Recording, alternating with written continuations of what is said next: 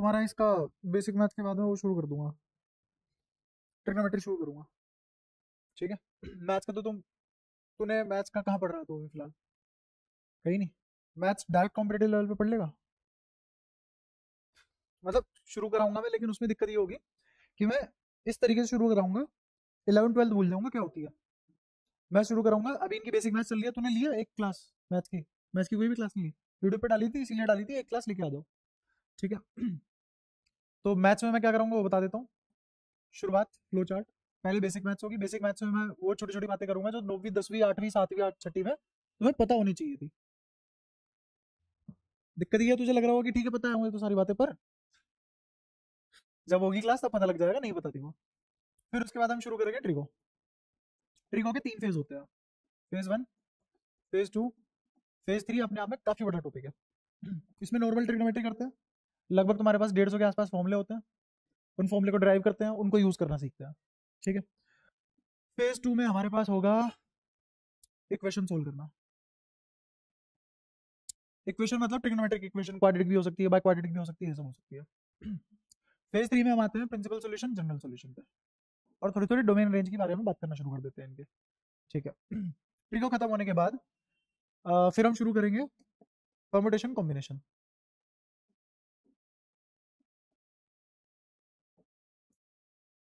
ठीक है। इसके पैरेलली में बीच बीच में कहीं कहीं क्वाड्रेटिक इक्वेशन चलाता रहूंगा, ठीक है। परमुटेशन कॉम्बिनेशन, क्वाड्रेटिक इक्वेशन और बाइनोमियल, ये तुम्हारे तीनों साथ साथ होंगे, ठीक है। फिर इसके बाद मैं तुम्हें कराऊंगा रिलेशन फंक्शन।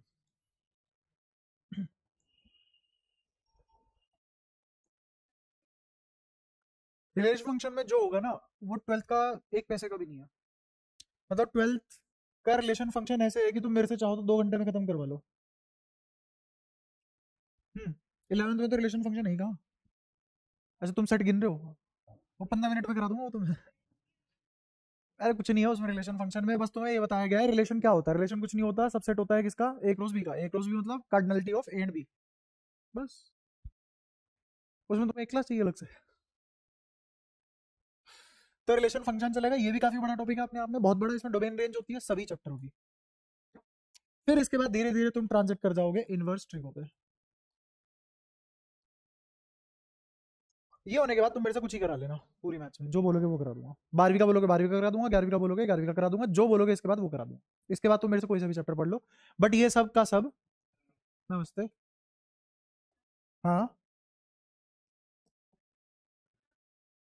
हाँ, यहाँ का सीखोगे, हाँ अपने आप रिलेट कर लोगे, पर पहले वहां का सीखोगे ना। पहले ट्रिग्नोमेट्री का सीखोगे तभी तो इनवर्स पे जा पाओगे ना। और इनवर्स तो एग्जिस्ट करने भी नहीं चाहिए थे, क्यों एग्जिस्ट कर रहे हैं वो भी सीखोगे, ठीक है। ये 5 टॉपिक जब तुम्हारे हो जाएंगे उसके बाद पूरी मैथ में कुछ ही करवा लेना, तुम्हारी इच्छा है। बट ये 5 टॉपिक 2 महीने से ऊपर चल जाएंगे। हम्म। कॉनिक करा लेना इसके बाद मेरे से। इसके बाद तुम मेरे को जो चैप्टर बोलोगे तुम्हारे हिसाब से वो वाला चैप्टर करा दूंगा मैं। ये वो वाली मैथ है, बिना इसके तुम कुछ नहीं कर सकते। जैसे वेक्टर है फिजिक्स में, बिना वेक्टर पढ़े तुम कुछ नहीं कर सकते फिजिक्स में। कॉम्प्लेक्स नंबर करा लेना इसके बाद। नहीं, कॉम्प्लेक्स नंबर में ये सब आ जाएंगे, इनमें कॉम्प्लेक्स नहीं आएगा। हाँ, बेसिक मैथ्स में क्या क्या है मैं बता देता हूँ। बेसिक मैथ्स में वो 6ठी 7वीं 8वीं 9वीं 10वीं, रिमाइंडर थ्योरम, फॉर्मेट थ्योरम, ये सब। और तुम्हारा इनइक्वालिटी और लोगैरिथम, ये सब है बेसिक मैथ्स में। तुम बेसिक मैथ्स को ये मान रहे हो ठीक है 1-2 क्लास का टॉपिक है, नहीं बहुत बड़ा टॉपिक है ये। तो अगर तुमने ये 5 चीजें कर ली मैथ्स में, तो फिर तुम कोई भी टॉपिक करोगे उसको सीख पाओगे, ठीक है। मैट्रिक्स डिटरमिनेंट तो बहुत इजी चैप्टर है, जो तुम पढ़ रहे हो फिलहाल सबसे इजी चीज है दुनिया की। ठीक है। और केमिस्ट्री में तुम्हारा सोल्यूशन शुरू हो चुका है, सही है। वैसे सोल्यूशन ही कराना चाहिए। तेरे का चल रहा है? तुम दोनों सेम सेक्शन में हो? तुम दोनों सेम सेक्शन में हो? हम दो। तुम्हारे क्या चल रहा है केमिस्ट्री में? सोल्यूशन, ठीक है। केमिस्ट्री में 12th में बता देता हूँ तुम्हारे पास क्या क्या होने वाला है, क्योंकि फिर उसका मैथ्स का तो तुम्हारा सिक्योर है, उसमें मेरे को कोई दिक्कत नहीं है। तुम दोनों का तो है ही मैथ्स में, तो मैथ्स में तो मैं अपना कॉम्पिटेटिव के हिसाब से चला सकता हूँ, ठीक है। तो एक काम कर सकता है कि तू जहाँ ये मैथ्स पढ़ रहे है वहाँ मैथ्स पढ़ सकता है, वहाँ बहुत अच्छी मैथ्स पढ़ाई जाती है, सीबीएसई लेवल पे बहुत अच्छी पढ़ाई जाती है, बहुत अच्छी। ठीक है क्या? हाँ ट्रायल लेके देखियो, मजा आ जाएगा तेरे को। ठीक है क्या? किसको? हाँ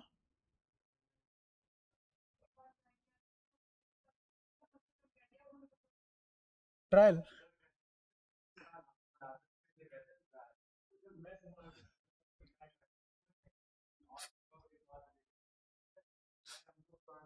हाँ हाँ हाँ हाँ।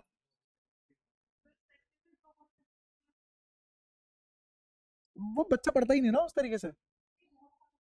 हाँ बहुत सारे बच्चे, वो बच्चे पढ़ते ही कहाँ उस तरीके से। तुम कैसे मान रहे हो 50 बच्चों में से 50 बच्चे कैसे होंगे, एक जैसे होंगे?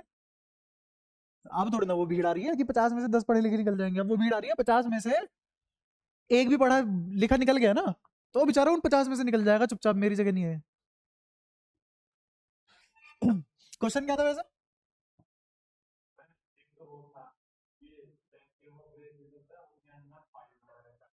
ये ना सिंगलटन सेट। हाँ सिंगलटन सेट है तो। अरे ये होता है एम्प्टी भाई, ये दो एम्प्टी सेट है, ये थोड़ा ना एम्प्टी सेट है।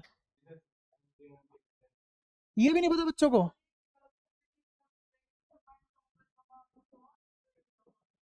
ये मतलब ये कौन सा सेट है? नहीं ये क्या कहाँ से इनफाइनाइट सेट हो गया? इनफाइनाइट नहीं है। हाँ सिंगलटन सेट है ये भी। एक एलिमेंट को बार बार लिख दोगे सेट में, वो थोड़ा ना एक ही बार लिखा जाता है, सेट की डेफिनेशन ही यही है। तो ये भी, ये और ये दोनों एक ही बात है, इसमें इसमें कोई फर्क नहीं है। ऐसे ही इसमें भी कोई फर्क नहीं है। मैं तो कह रहा था सर ये भी कर सकते थे। अच्छा सवाल तो ये बनता, देखो ये पूछना अब तुम।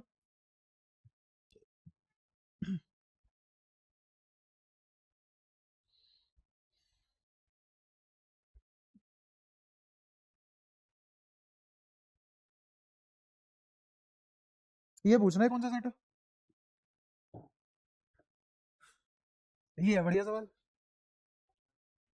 तुम देख लो, करो पता, एक आध दिन निकालो इसके साथ, बहुत आसान है और ये भी कोई मुश्किल बात नहीं है। नहीं, सेट तो या तो फाइनाइट होगा इनफाइनाइट होगा। इनफाइनाइट सेट कौन से होते हैं वो भी बता देता हूँ, ऐसे हर चीज में इनफाइनाइट फाइनाइट मत किया करो।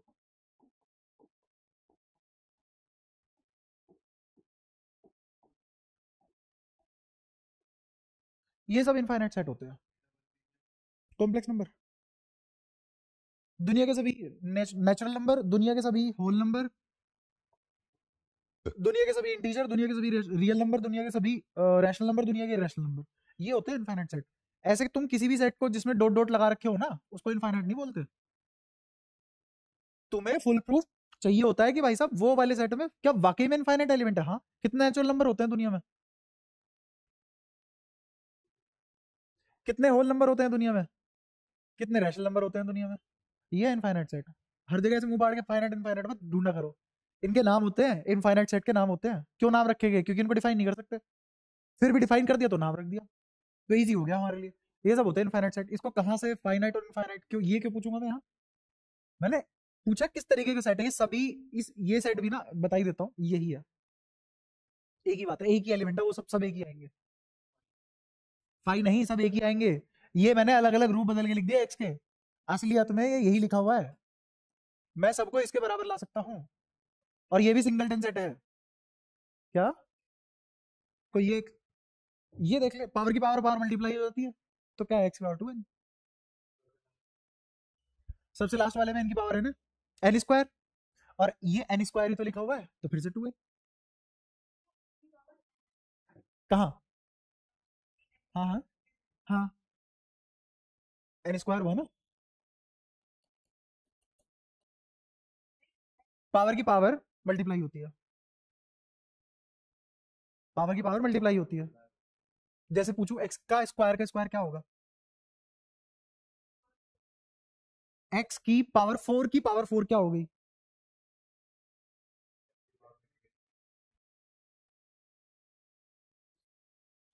ऐसे भेस बदल के दो, बच्चा डरे भी। ये तो फिर भी कुछ नहीं है, सिंगल सेट लिखा है तुम्हारे सामने वो। तो क्वेश्चन अभी एंड टू एंड ताजा बना दिया, बना लो, इसमें क्या है। तो जिसके कॉन्सेप्ट अच्छे होते हैं ना उसे दिक्कत नहीं आती आंसर करने में, वो तुम्हारे सामने उसी कॉन्सेप्ट पे 4 क्वेश्चन और पेश कर देगा। तो खैर ये सब हटाओ, अगली अगली उस पर शुरू करते हैं इसको।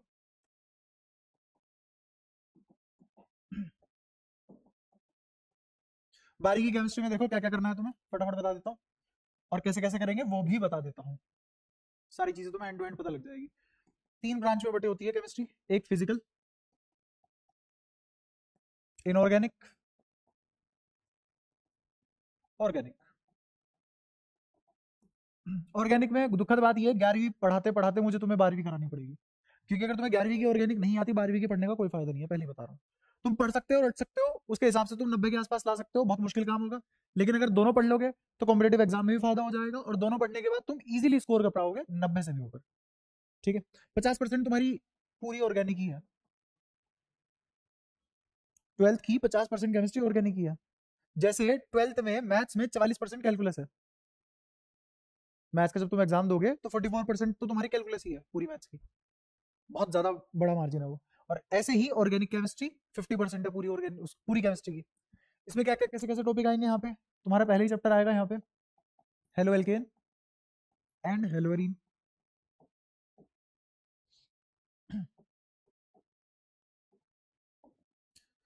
दूसरा चैप्टर तुम्हारा phenols and ether, amines, aldehyde, biomolecule,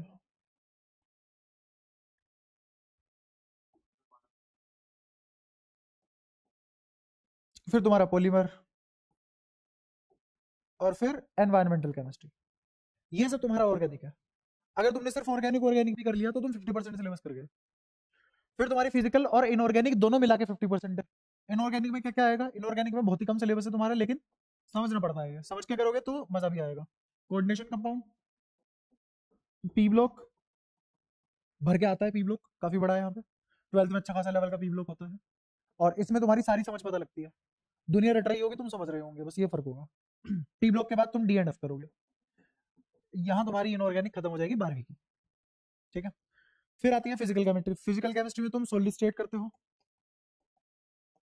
उसके बाद सोल्यूशन, सोल्यूशन में कोलिगेटिव प्रॉपर्टीज वगैरह, और इसके बाद chemical kinetics, chemical kinetics, electrochemistry, cell वगैरह,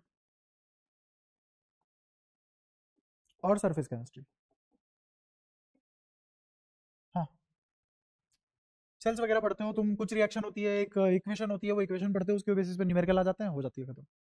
ये सब चीजें बहुत आसान है, पूरी बारी में कुछ भी मुश्किल नहीं है। ठीक है, हाँ एडवांस लेवल पे तो मुश्किल ही आएंगी चीजें, बट अगर तुम 12वीं के सिलेबस के हिसाब से करोगे तो बहुत आसान चीजें हैं, कुछ मुश्किल नहीं है। ठीक है, और मैं रटवाऊंगा नहीं कुछ भी, हर चीज समझा के ही कर पाऊंगा, सारी चीजें समझ के ही करेंगे हम, कुछ भी ऐसा नहीं है मुंह फाड़ के रख लिया हो।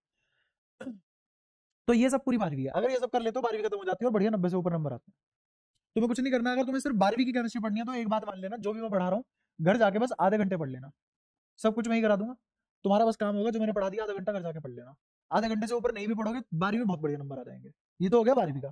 ठीक है, अगर हम कॉम्पिटेटिव एग्जाम पे मूव करेंगे तो वहां तो सब कुछ ही है। कॉम्पिटेटिव एग्जाम में ऐसा कुछ नहीं है इससे इतना आता है, इससे इतना आता है, इसकी वेटेज इतनी, कुछ भी पूछ लेता है वो कहीं से भी कितना भी। इस बार जीओसी से एक भी क्वेश्चन नहीं आया सेकंड शिफ्ट में 3 अप्रैल की, वहीं पे ही 2 अप्रैल की फर्स्ट शिफ्ट में 5 क्वेश्चन थे जीओसी से। क्या कर लोगे आप तो इसीलिए यहाँ पे कोई ऐसा मार्जिन नहीं है कि मैं कमेंट कर सकूँ एडवांस में या मेंस में क्या क्या कितना आता है, बट वहाँ पे सब कुछ इंपॉर्टेंट होता है। और फिजिकल केमिस्ट्री, इनऑर्गेनिक और ऑर्गेनिक तीनों बराबर होते हैं यहाँ। सबसे ज्यादा लड़ाई होती है इनऑर्गेनिक और ऑर्गेनिक में, सबसे ज्यादा बच्चों को दिक्कत आती है इनऑर्गेनिक में, क्योंकि ऑर्गेनिक में बहुत सारे लोग मेहनत करके थोड़ी पढ़ के अच्छा पढ़ाना शुरू कर दिया आप लोगों ने ऑर्गेनिक को, बट इनऑर्गेनिक अभी भी रह जाती है, तो वो नहीं पढ़ रहा कोई, ना पढ़ा रहा कोई। क्यों नहीं पढ़ा रहा, क्योंकि इसमें लॉजिक नहीं दे पाते लोग, इसमें सीधा सीधा बोल देते हैं भाई ऐसा होता है ऐसा होता है, सेट ऑफ रूल्स होता है, उसको रटवा देते हैं। अब वो सेट ऑफ रूल उन्होंने तो 12 साल में नाच नाच के याद कर लिया, तुम कैसे करोगे 1 साल में इतने सारे याद, तुम्हारे पास तो 12 साल नहीं है, तो हमारे पास और कोई ऑप्शन नहीं है, अगेन हम लॉजिक से ही करने वाले हैं।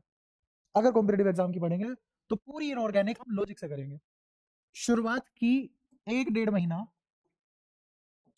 तुम्हें बहुत कांटे चुभेंगे यहाँ, लॉजिक बनते टाइम बहुत कांटे, मतलब इतनी डिटेल में पढ़ना पड़ेगा शुरुआत में हमें कि हर चप्पे चप्पे पे तुम्हें लगेगा क्या हो रहा है हमारे साथ।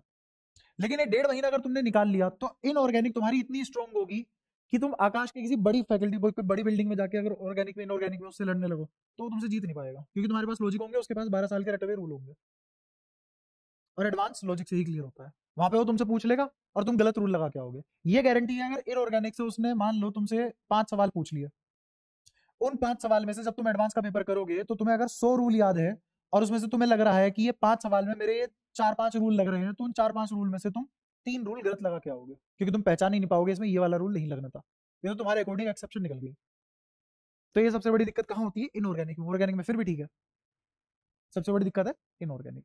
बट हाँ, सबसे ज्यादा अभी भी यहाँ पे वेटेज ऑर्गेनिक की होती है जनरली, हमेशा नहीं, जनरली, और ऐसा नहीं बहुत ज्यादा, थोड़ी बहुत फालतू बस, ठीक है। फिजिकल में तो न्यूमेरिकल होते ही होते हैं, ये तो मैं करा ही दूंगा बड़ी आसानी से। मेरी जो सबसे ज्यादा मेहनत लगने वाली है इनऑर्गेनिक, क्योंकि मैं बिल्कुल ही अपने तरीके से कराऊंगा, बिल्कुल ही डिफरेंट तरीका होगा, हर चीज का लॉजिक होगा तुम्हारे पास, कोई भी ऐसा क्वेश्चन नहीं होगा जो तुम्हें नहीं आता होगा इनऑर्गेनिक का। फिर ऑर्गेनिक तो हम कर ही लेंगे। यहाँ पे ऑर्गेनिक को करने का तरीका बहुत अलग है। सबसे ज्यादा मेहनत जीओसी में ही लगती है, क्योंकि ये आत्मा है ऑर्गेनिक की, ठीक है। यहाँ के लेवल का और जो हम सीबीएसई में पढ़ेंगे उसके लेवल में जमीन आसमान का ही फर्क है बिल्कुल। जनरल ऑर्गेनिक केमिस्ट्री, हाँ, किसका? हाँ भाई, यही फर्क है कि ये जी लगते ही ये आत्मा बन जाती है ऑर्गेनिक की। जैसे हर बिल्डिंग का एक फर्स्ट फ्लोर होता है ना, हवा में नहीं बना सकते, ऐसे तैरती नहीं है बिल्डिंग, तो ठीक है भाई थर्ड फ्लोर बना दे, कहाँ बना दे? वहां बना दे, जमीन है ही नहीं, ऐसा तो नहीं हो सकता ना। तो ऐसे ही जीओसी है, ये पहला फ्लोर है ऑर्गेनिक का। एक बार को तुम नोमेनक्लेचर मत करो, मतलब नहीं हमें उससे, आता है इसलिए करते हैं, बट जीओसी के बिना तुम कदम नहीं रख सकते ऑर्गेनिक में, ठीक है। बट 12वीं की इतनी आसान है कि मैं जीओसी अगर तुम्हें 1 घंटा भी पढ़ा दूंगा तो भी मेरा काम चल जाएगा इन सब में। बट अगर तुम्हें यहां वाली जीओसी करनी है तो 1-1.5 महीना अकेला जीओसी ले जाएगी, अकेली, क्योंकि यहाँ पे बहुत सारी बेसिक बेसिक बातें होंगी। तो यहाँ कॉम्पिटेटिव एग्जाम का खेल बिल्कुल अलग है, मतलब सीबीएसई लेवल अगर यहाँ है तो हम कॉम्पिटेटिव लेवल में यहाँ की बात करेंगे, अपरंपार बिल्कुल, ठीक है। क्योंकि केमिस्ट्री का तुम कहीं भी नहीं पढ़ रहे हो, तो मैं पहले तुम्हारा फटाफट 12वीं निपटवा दूंगा, पूरी पूरी 12वीं निपटा के, क्योंकि अब तो तुम ही हो ना मेरे पास, अब तो वो वाले बच्चे नहीं है ना, तेरे पेरेंट्स को दिक्कत तो नहीं होगी ना अगर मैं निपटा के फिर शुरू करूँ। वो ये तो नहीं बोलेगा ना कि अरे ये कहाँ पढ़ रहा है भाई, 1-1.5 महीने में 2 महीने में खत्म करके तुम अलग हो गए, हमें तो पूरे साल पढ़वाना है। ऐसा तो कुछ नहीं है ना, हाँ पूरे साल ही पढ़ेंगे पर वो अच्छी चीजें पढ़ लेंगे फिर। और क्या। मतलब अभी मैं क्लियर कट बता देता हूँ, तुम्हें भी नहीं पता होगा, लेकिन तुम्हारे पेरेंट्स को आज भी तुम्हारे 12वीं के नंबर से ज्यादा मतलब होगा, क्योंकि वो रिश्तेदारों को दिखाने होते हैं। तुम्हें भी होगा, क्योंकि कोई तुमसे नहीं पूछेगा, मेरे से आज तक किसी ने नहीं पूछा भाई कहाँ रैंक आई थी, सब पूछते 12वीं में कितने थे, और 12वीं के नंबर से एडमिशन भी नहीं होता। अब मैं तुम्हें बताता हूँ तुम्हें करना क्या है और सच क्या है। 12वीं में अच्छे नंबर लाने क्यों जरूरी है? क्योंकि तुम्हें जज इन्हीं से ही किया जाएगा आसपास, ठीक है। बाकी सच ये है 12वीं से कुछ नहीं होता आज की तारीख में। बोर्ड दोगे अच्छे नंबर आएंगे, एक एग्जाम देना पड़ेगा बीएससी के लिए भी, सीयूईटी, इसके बिना किसी कॉलेज में एडमिशन नहीं होता। डीओ में जाओगे सीयूईटी देके जाओगे, उन्हें मतलब नहीं है 12वीं से, मैथ्स फॉर्मेलिटी बन चुकी है 12वीं। हाँ पहले होता था, पहले 12वीं के परसेंटेज की मेरिट लगती थी, कि सबसे पहले मेरिट लगी 99% वालों की, जिन बच्चों के 99% है वो आगे फॉर्म भर दो उनका एडमिशन हो जाएगा, फिर 98 की, फिर 90, ऐसे आखिरी आखिरी आते हुए 92 पे क्लोज हो जाती थी, 92% पे जिन बच्चों के 92% आते थे 100 में से, उनकी क्लोजिंग हो जाती थी, उसके बाद एडमिशन नहीं होते थे सरकारी कॉलेज में, डीयू में तो नहीं होते थे। फिर उसके बाद 2022 में एक साल ऐसा गया जिस साल बोर्ड का पेपर का सत्यानाश कर दिया उन्होंने, मतलब पढ़ाई तो लगभग ये मान के चलो 2014 से पढ़ाई खत्म ही होती जा रही है, बिल्कुल ही। एक तो बच्चा वैसे ही पढ़ने को तैयार नहीं है, ऊपर से जितना भी अपना पॉलिटिकल सिस्टम है पढ़ाई को वैसे ही मारता हुआ, क्योंकि पढ़ाई दिमाग मांगती है, और दिमाग आ गया लोगों में दिक्कत हो जाएगी, बहुत बड़ी समस्या है? दिमाग आती तो लोग ये पूछता है ना क्यों कर लूं, फिर ये भी पूछेंगे क्यों वोट दे दूं, फिर ये पूछेंगे भाई क्यों मान लूं ये चीज, फिर ये पूछेंगे उसने टोपी पहन ली तो क्या गलत कर दिया। तो ये सब चीजें आने लगेगी दिमाग में, ये नहीं चाहता कोई भी, है ना।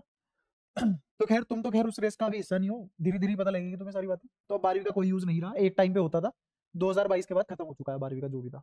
अब सीईटी एग्जाम होता है, और अगर तुम्हें किसी सरकारी कॉलेज में जाना है या डीटीयू में भी जाना है तुम्हें, तो उसके लिए तुम्हारा पास मेंस है, नीट है, एडवांस है, ये सभी कॉम्पिटेटिव एग्जाम है, सभी एमसीक्यू बेस्ड होते हैं, सभी ऑब्जेक्टिव टाइप होते हैं, सबको तुम्हें किसी सेंटर पे जाके देना होता है, और इन्हीं से ही आगे तुम्हारी जिंदगी चलेगी, इससे कुछ नहीं होने वाला, लिटरली कुछ नहीं होने वाला। बट अगर तुम्हारा यहाँ स्कोर नहीं आया, इनको कोई नहीं देख रहा, क्योंकि सबसे पहले तुम कहाँ से होके गुजरोगे? सबसे पहले तुम अपने घर में रहते हो, फिर उसके बाद तुम अपने कस्बे में रहते हो, कॉलोनी में, फिर उसके बाद तुम किसी मोहल्ले में रहते हो, फिर जहाँ स्कूल में जाते हो वहां रहते हो, फिर ट्यूशन वगैरह में रहते हो। ये दोनों ही दोनों सीबीएसई गढ़ है, इनके लिए आज भी सीबीएसई ही देवता है, कुछ नहीं कर सकते हम इस चीज का। सच कुछ भी हो, जज ही नहीं सी हो रहा है बच्चा। तो इसीलिए अगर तुम्हारी 12th अलग हो जाएगी, तुम 12th करके अलग हो जाओगे बिल्कुल, तुम पेरेंट्स को बोलते ना हाँ पूरे साल ठीक है पढ़ रहे हैं हम तो सीबीएसई, बढ़िया नंबर लाएंगे और आ भी जाएंगे बढ़िया नंबर, उसमें कोई दिक्कत नहीं है, मैं जिम्मेदारी ले रहा हूँ। तो 12वीं में तुम्हारे बढ़िया नंबर आ जाएंगे, उसकी कोई दिक्कत नहीं है, तुम्हारे घर वाले भी खुश हो जाएंगे। बट फिर हम अपना काम टेंशन फ्री होकर शुरू कर देंगे, ऐसे नहीं होगा यार अच्छा तुम्हारा सोल्यूशन आ रहा है, सोल्यूशन पूरा नहीं हुआ, चलो बीच में एक क्लास सोल्यूशन के ले लेते हैं ताकि तुम कल का पेपर दे आओ। फिर वो सब ड्रामे नहीं होंगे, ठीक है। तो शायद तुम्हें समझ में आ गया हो हम क्या क्या करने वाले हैं, और धीरे धीरे तुम्हें ये भी पता लगता रहेगा कि सीबीएसई पढ़ते पढ़ते कि मेरे से पढ़ते कैसे है। एक थोड़ी सी दिक्कत ये भी रहती है कि मेरे से पढ़ना थोड़ा सा टेढ़ी खीर है शुरुआत में, शुरुआत में होती है यार। तो उसमें बच्चे को नहीं पसंद यार हर चीज का लॉजिक ढूंढे, बच्चे को पसंद है हमें तो ये बता दो नंबर आ जाए। कुछ कुछ चैप्टर में चल जाता है, हर चैप्टर में नहीं चलता। तो हम भी क्या कर लेते हैं, सोल्यूशन शुरू कर लेते हैं, क्योंकि तुम्हारे यहाँ सोल्यूशन चल रहा है, और सोल्यूशन ही शुरू करना चाहिए, जिसने भी करवाया उसमें कल थी थोड़ी बहुत। हाँ, सॉलिड स्टेट नहीं है, हटा दिया वो भी।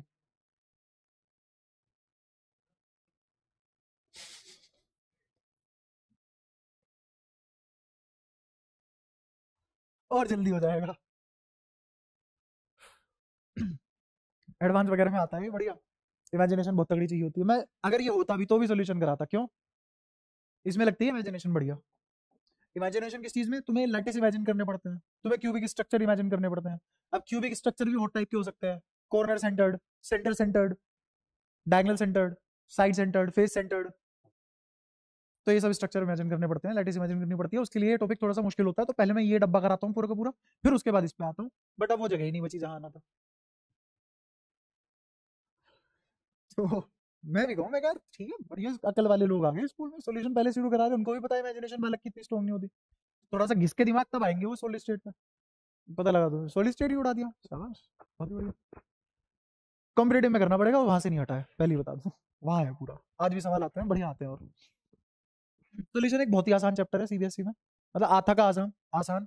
और आता का आसान का मतलब ये नहीं है कि तुम पढ़ोगे नहीं तो नंबर आ जाएंगे, जीरो ही आएंगे, पढ़ोगे तो आसान है, ठीक है। तुम क्या जानते हो सोल्यूशन के बारे में? 2 लाइनों में बता दो मेरे को, जो जो तुम जानते हो 2-3 लाइनों में फटाफट, फिर मैं अपनी कहानी शुरू कर देता हूँ। हाँ मुझे ठीक है। और ये तो 9th क्लास में था होमोजीनियस मिक्सचर, ठीक है, पर फिर भी पता तो है, ठीक है, मेरे को कम बताना पड़ेगा। हाँ और बस बता, कुछ भी नहीं, ठीक है। फ्रूट जूस बना रहे हैं मिक्सी। हम्म। ऐसे ही तुम पूरा चैप्टर कर लोगे, तुम्हें पता ही नहीं पड़ेगा तुमने क्या कर लिया। बढ़िया। सॉल्यूशन में ये होता है, एक चीज होती है सोल्यूट, एक चीज होता है सॉल्वेंट, बस यही है। इसको तोड़ तोड़ के पढ़ते रहेंगे और कुछ नहीं है। अब जैसे होमोजीनियस, तेरे को पता है होमोजीनियस मिक्सचर क्या होता है? पता है, बता दे एक बार।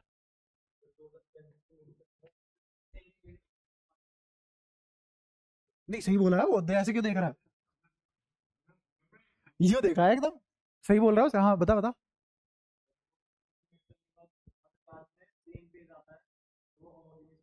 सेम फेस बोले तो, बोला बहुत सही है तो, हाँ same face.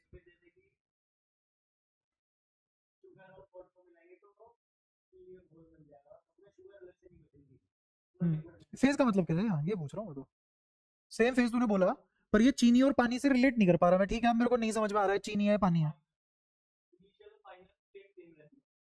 Initial final state physical appearance same रहती है। अच्छा। हाँ, स्टेट जैसे पहले शुरुआत में पानी था अब भी पानी है, बट चीनी तो सॉलिड थी वो पानी बन गई। अब देख तेरे को डेफिनेशन तो सही पता है, पर उसे खंगाल लिया तो फिर कुछ भी नहीं पता है। पानी तो सॉलिड होगा ना, सॉरी सोलवेंट होगा ना, पानी तो सोलवेंट जिसमें मिलाया जाता है, हिंदी में लिखता हूँ, जिसमें मिलाया। ये कौन है? और जो दूसरा बच्चा जो मिलाया जाता है वो उसमें लिखने की जरूरत ही नहीं है, बचा एक ही चीज जो मिलाई जाती है, जिसमें मिलता है जो मिलाया जाता है, जिसमें मिलता है वो सॉल्वेंट है। पानी हो गया सॉल्वेंट। आगे बता।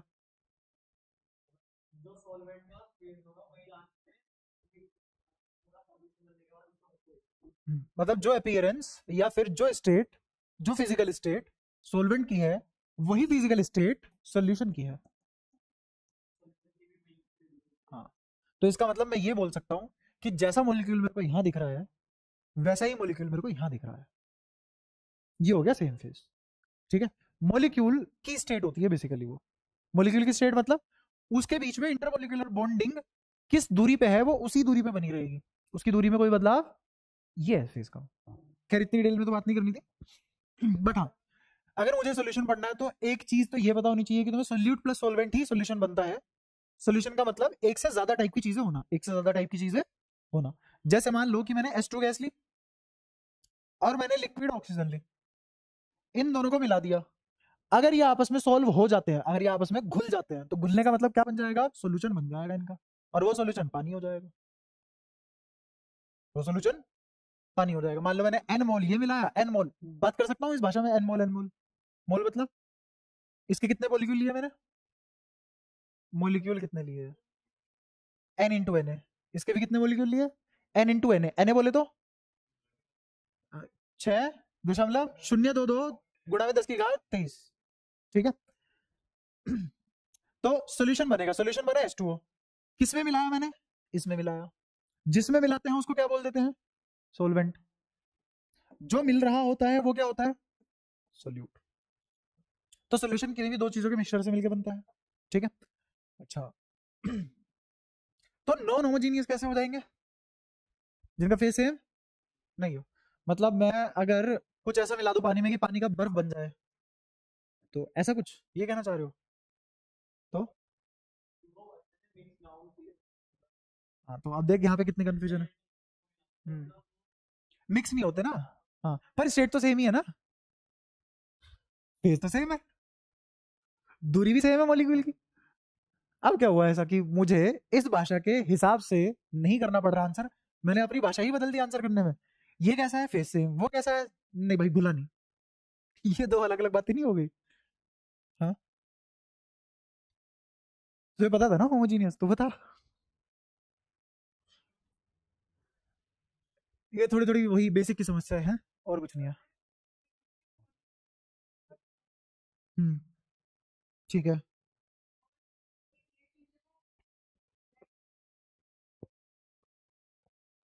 और यहाँ पे हो जाता है डिसोल्व। ये H2 ऑक्सीजन के अंदर घुस गया क्या, या ऑक्सीजन H2 के अंदर घुस गया क्या, घुसे तो ये भी नहीं एक दूसरे के अंदर। मिक्स तो असलियत में ये भी नहीं हुआ, बट तुम्हें पानी चमक रहा है बढ़िया। अब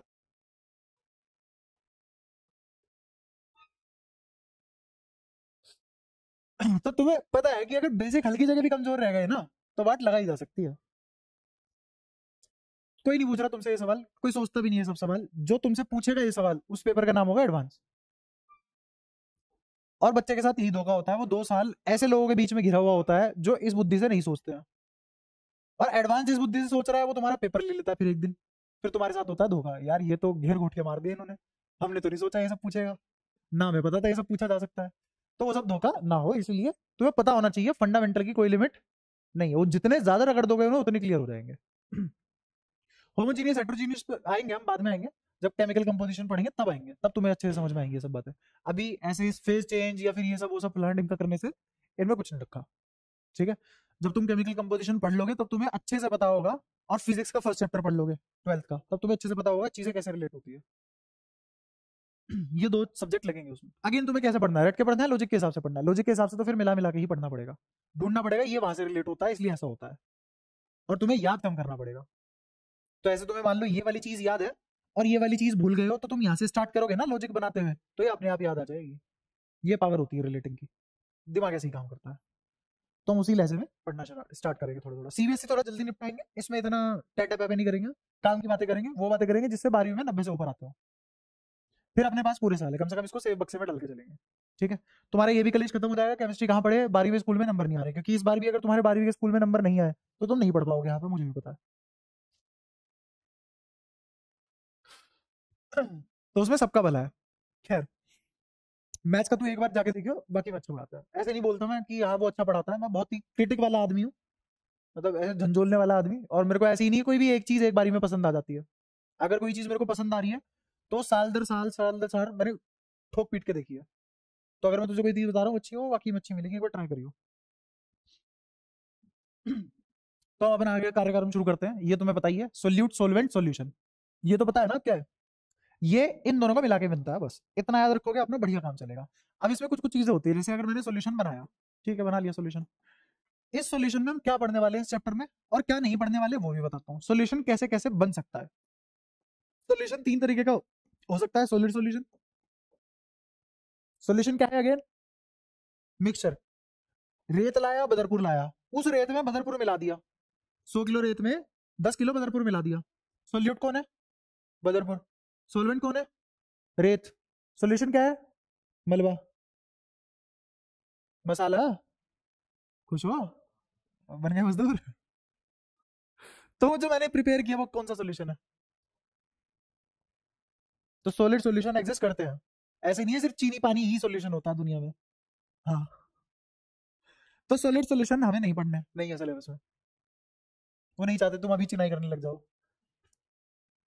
फिर आते हैं लिक्विड सॉल्यूशन, जिनको तुम अब तक असलियत में सॉल्यूशन समझते थे, तो वो तो होगा ही होगा, ये है सिलेबस में, ये पढ़ेंगे, ठीक है।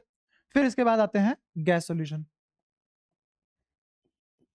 एटमॉस्फेयर इसका एक एग्जांपल है, नाइट्रोजन भी है, ऑक्सीजन भी है, प्लांट का सब कुछ है ना। और कोई बहुत दिनों से हल्का नहीं हो रहा है और फिर वो बाद में उसका पेट खराब चल रहा है, मूली का पराठे खा के आया, तो वो भी एक अलग से एटमॉस्फेयर क्रिएट कर रखा है उसने, तो वो भी एक गैस सॉल्यूशन है, उसमें भी भिन्न भिन्न प्रकार की गैस है ना। हाँ, एमोनिया तो उसका बेसिक स्ट्रक्चर हो गया, बहुत कुछ मिक्स होता है उसमें, इंटेस्टाइन है ना, गला के बनाती है वो चीज बढ़िया करके, तो उसको पता है कि ये मतलब नाम होना चाहिए मोहल्ले में कि हाँ ये इंटेस्टाइन है, इसकी इंटेस्टाइन है, ये प्रोड्यूस कर देती है, एकदम जहरी। हमारे पास क्या ये भी नहीं है हमारे सिलेबस में, हमारे पास सिर्फ ये है पढ़ने को, लिक्विड सॉल्यूशन। अब ये लिक्विड सॉल्यूशन के तीन टाइप के होते हैं। एक, इस लिक्विड सॉल्यूशन हमेशा क्या होगा, क्योंकि मैं लिक्विड सॉल्यूशन पढ़ रहा हूं, तो लिक्विड सॉल्यूशन का महज इतना सा मतलब होता है कि ये हमेशा क्या बनेगा,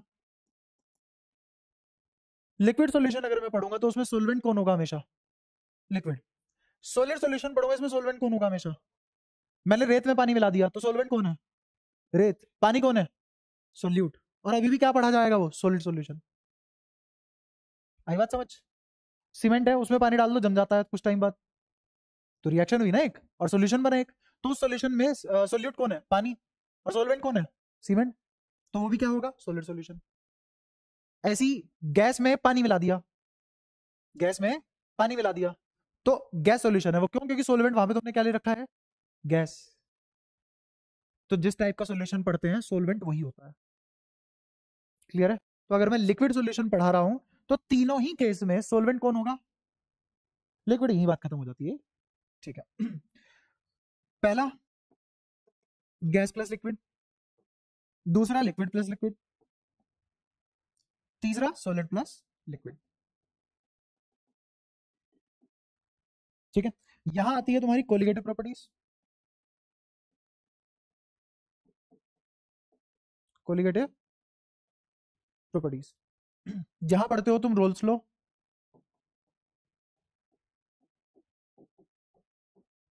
और यहां पढ़ते हो तुम हेनरीज लॉ। इस तरीके से चलता है चैप्टर, ताकि तुम चैप्टर पढ़ो, तुम्हें पता रहे तुम किस फेज में हो, क्या चीज पढ़ रहे हो। ऐसे नहीं है सर पैर कुछ भी नहीं पता, चैप्टर पढ़ लिया, कुछ कुछ टर्म पता है बस, तो पूरे कायदे से तुम्हें हर चीज पता होगी, यहाँ कहाँ पे हो तुम, किस जगह पे हो और क्या पढ़ रहे हो। तो इन तीनों ही चीजों में सॉल्वेंट कौन होगा, ठीक है। इनके एग्जांपल जैसे gas plus liquid, soda, coca cola, Banta, carbon dioxide भर देते हो ना उसमें लिक्विड में, क्लियर है। ऐसे इसका एग्जांपल लिक्विड प्लस लिक्विड दुनिया भर के, रसना, रसना हुआ इसका एग्जांपल, लिक्विड वाला रसना, अब हो गया। और दूध में पानी मिला दिया, फेवरेट चीज लोगों की, दूध में पानी।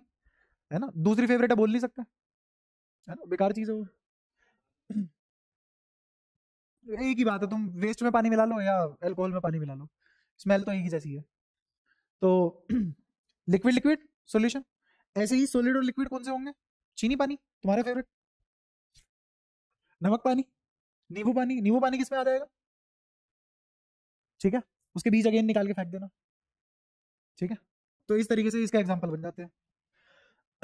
अब यहाँ पे कुछ कुछ प्रिंसिपल होते हैं, प्रिंसिपल भी नहीं, ये समझ लो कि डिपेंडेंसी होती है कि सोल्युबिलिटी किन की चीजों पे ऊपर डिपेंड करती है। अगेन सोल्युबिलिटी क्या चीज होगी?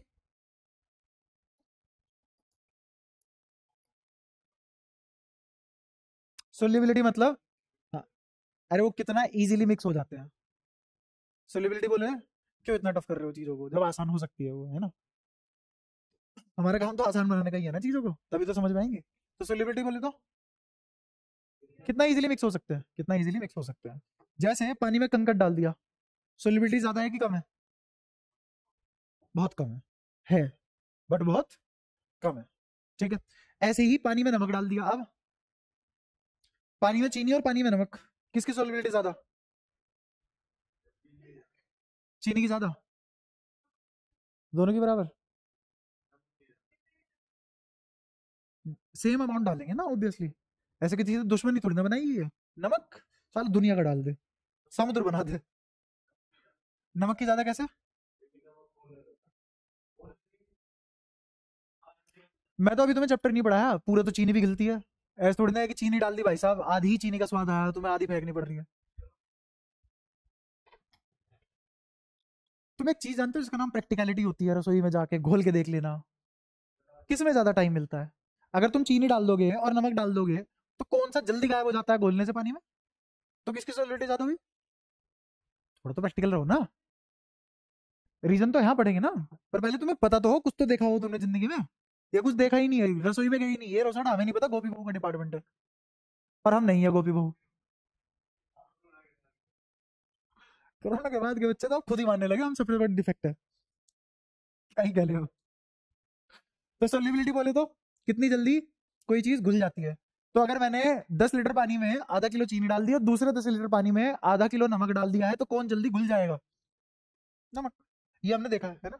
उनके रीजन पता करते रहेंगे। अब आते हैं फैक्टर जो सोल्युबिलिटी बताते हैं। पहली बात तो एक लो होता है, लो ये है कि कोई भी सोल्यूट सोलवेंट में घुलता ही घुलता है किसी एक्सटेंट तक। अब वो एक्सटेंट कम भी हो सकता है, ज्यादा भी हो सकता है। जैसे अभी इसने बोला, जैसे मैंने क्वेश्चन पूछा था कि कंकड़ डाल दिया पानी में, तो उसकी सोल्युबिलिटी, तो तुमने कहा घुलेगा ही नहीं, बट उसने आंसर किया बहुत कम घुलेगा। ये अच्छा आंसर है, बहुत कम घुलेगा। ये बोलना बिल्कुल ही गलत है कि वो घुलेगा ही नहीं, क्योंकि लोग क्या है कि अगर तुम किसी भी चीज में कोई चीज मिक्स कर रहे हो तो घुलेगी पक्का, पर वो कितने एक्सटेंट तक घुलेगी ये सवाल है। तो मेरा कंकड़ किसी भी पानी में बहुत कम एक्सटेंट तक घुलता है, किसी भी पानी में बहुत कम एक्सटेंट तक घुलता है। अगर ऐसा ना होता तो पत्थर का अमाउंट कम नहीं होता नदी के किनारे, पत्थर गोल नहीं होते समुद्र के किनारे। उसका वॉल्यूम पहले ज्यादा था, अब वो गोल हो चुका है, कम हो चुका है उसका वॉल्यूम, कहाँ गया बाकी एक्स्ट्रा कंटेंट? ले गया पानी। तो कुछ एक्सटेंट तक वो घोल देगा, वो एक्सटेंट बहुत कम है, नेग्लिजिबल है, बट है सही। ठीक है, यहाँ तो कोई परेशानी। तो every solute is soluble in solvent to less or more extent। जो मैंने समझाया अभी 10-5 मिनट, वो मैंने इस भाषा में लिख दिया। पढ़ने में समझ आ रहा है क्या लिखा है? ये लाइन शुरुआत में लिखना बेकार था, लेकिन अब मैंने तुम्हें समझा दिया, रटवा दिया, अब तुम्हें बढ़िया याद हो जाएगी। तुम पढ़ोगे तुम्हें समझ में आ जाएगी मैंने क्या लिखा है। हर सोल्यूट किसी न किसी सोलवेंट में घुलता जाएगा ही, बट वो ज्यादा भी हो सकता है और कम भी हो सकता है, या तो कम घुले या ज्यादा घुले। अब ये फैक्टर किस पे डिपेंड करता है कि कितने एक्सटेंट तक वो घुल रहा है, तो वो अब हम पढ़ने वाले हैं। सबसे पहला फैक्टर क्या होगा? उससे भी पहले एक और छोटा सा फैक्टर है जो तुम्हें पता होना चाहिए, तापमान के। तुमने सुना हो like likes are more soluble, ऐसा कुछ सुना हो?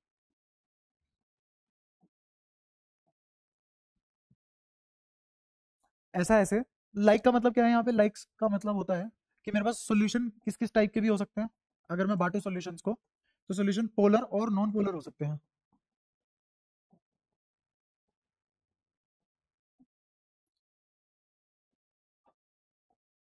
पोलर और नॉन पोलर। जैसे मैंने तुम्हें फिजिक्स में HCl का पढ़ाया था, और एक मैंने तुम्हें सिंपल सिंपल एक कच्चा हाइड्रोजन एटम लिया था, ठीक है। मैंने कहा था ये भी न्यूट्रल, ये भी न्यूट्रल, इसका इलेक्ट्रिक फील्ड इस पॉइंट पे, इसकी वजह से इस पे इलेक्ट्रिक फील्ड 0। तो ये कैसा था, ये कैसा था, तो डेफिनेशन क्या बनी पोलर नॉन पोलर की। रुक जा, 2 पोल तो मैं यहाँ भी जनरेट करवा रहा हूँ। अब बोलिए जनाब। पोल तो जनरेट अभी भी हो गए, 2 एंड तो इसके पास अभी भी है, सेम इलेक्ट्रोनेगेटिविटी के दोनों पोल न्यूट्रल है। हाँ अपोजिट होने चाहिए, वो तो रट लिया, पर पोल तो है ना, पोल मतलब एंड, पोल मतलब सिर्फ एंड होता है। अब वो नेगेटिव है पॉजिटिव है, एंड मींस एंड, तो 2 एंड तो इसके पास भी है। बट ये इलेक्ट्रिक फील्ड अभी भी 0 प्रोड्यूस करेगा, इलेक्ट्रिक फील्ड अभी भी 0 प्रोड्यूस करेगा। तो अब इनको मैं कैसे समझा सकता हूँ तुम्हें, पोलर जिनका इलेक्ट्रिक फील्ड 0 कम होता है बट 0 नहीं होता, इनकी वजह से इलेक्ट्रिक फील्ड 0 होता है, ठीक है। इससे बेटर नहीं समझाया जा सकता। और यही है, मैं फिजिक्स और ये सब जहां जहां एक दूसरे की हेल्प लगेगी मैं चीजें एक्सप्लेन कर दूंगा। अब तुम्हें इससे बढ़िया कोई नहीं बता पाएगा पोलर नॉन पोलर क्या होता है, ठीक है। यहाँ पे कैसे डिफाइन करते हैं यहाँ का भी बताता हूँ। इसकी नेट डायपोल मोमेंट 0 होती है, इसकी नेट डायपोल मोमेंट 0 नहीं होती। इसकी नेट डायपोल मोमेंट 0 होती है, इसकी नेट डायपोल मोमेंट 0 नहीं होती। तूने नहीं पढ़ा होगा, तुमने उस वीडियो में थोड़ा थोड़ा पढ़ लिया होगा पोलर मोमेंट, पोलर वगैरह क्या होता है। तो अब समझ आ रहा है, डायपोल मोमेंट इसकी नेट 0 और इसकी नॉन 0, तो एक ही तो बात है। जब डायपोल मोमेंट ही नहीं, इलेक्ट्रिक फील्ड कहाँ से आएगा। तो ऐसे पढ़ लो, इसका इलेक्ट्रिक फील्ड नॉन 0, इसका इलेक्ट्रिक फील्ड 0, ये नॉन पोलर और ये पोलर। क्या लिखने की जरूरत है, याद हो गया पक्का, 10 बार बोल दिया आपने, आप याद हो जाएगा, ठीक है। तो 2 टाइप के सॉल्यूशन होते हैं, पोलर नॉन पोलर। अगर मैं पोलर में पोलर मिलाऊंगा सोल्युबिलिटी ज्यादा मिलेगी, नॉन पोलर में नॉन पोलर मिलाऊंगा सोल्युबिलिटी ज्यादा मिलेगी, लेकिन अगर पोलर में नॉन पोलर या नॉन पोलर में पोलर मिलाया तो सोल्युबिलिटी कम मिलेगी। बता दो एक बार ये वापस। हम्म कोई नहीं, उसे बोलने दो, बोल बोल। हाँ हाँ, फिर गलत है, तू बोल दे। या नॉन पोलर में नॉन पोलर मिलाएंगे तो सोल्युबिलिटी ज्यादा मिलेगी। हाँ, पोलर में नॉन पोलर या नॉन पोलर में पोलर मिला दिया तो सोल्युबिलिटी कम मिलेगी। नहीं, तूने बोला ये दोनों मिला दिए, दोनों पोलर ले लिया तो सोल्युबिलिटी ज्यादा, दोनों नॉन पोलर ले लिया तो सोल्युबिलिटी कम, तूने ये बताया, ठीक है। जो कि गलत है। अब समझ आ रहा है गलत क्यों है। तो अगर मैं दोनों सेम नेचर के ले लूं, अगर मैं दोनों बोथ पोलर ले लूं तो सोल्युबिलिटी ज्यादा, कौन, देख के बताना कौन, सेंचुरी प्लाई। अरे यार,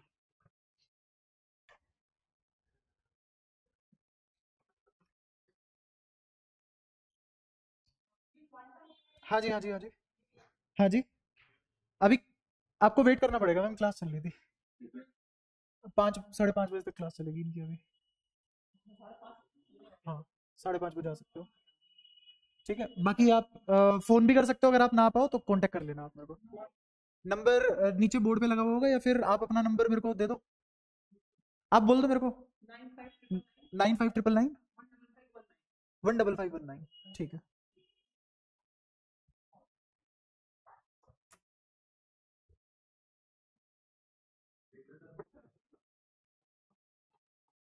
यही था ना,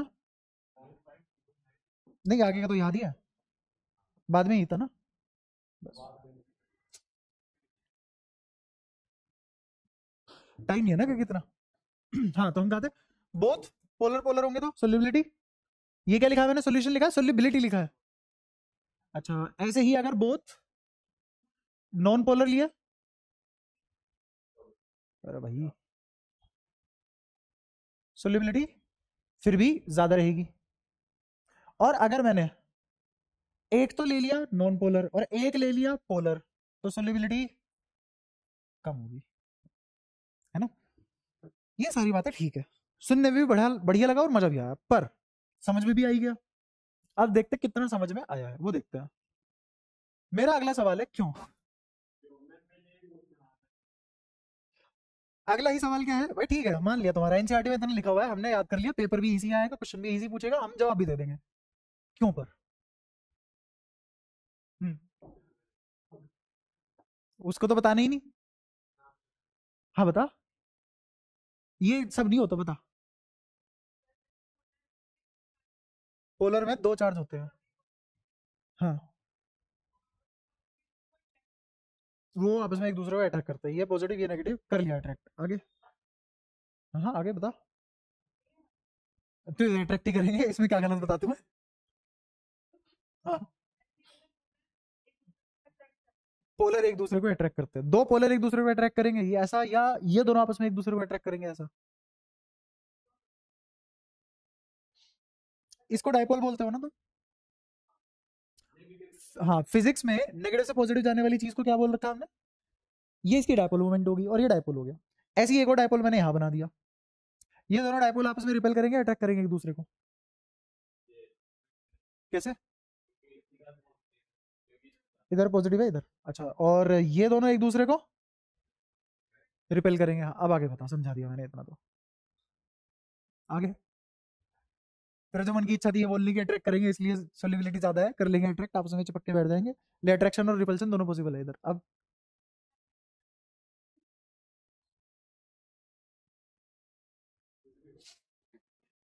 मैं कुछ नहीं बताया आज तक।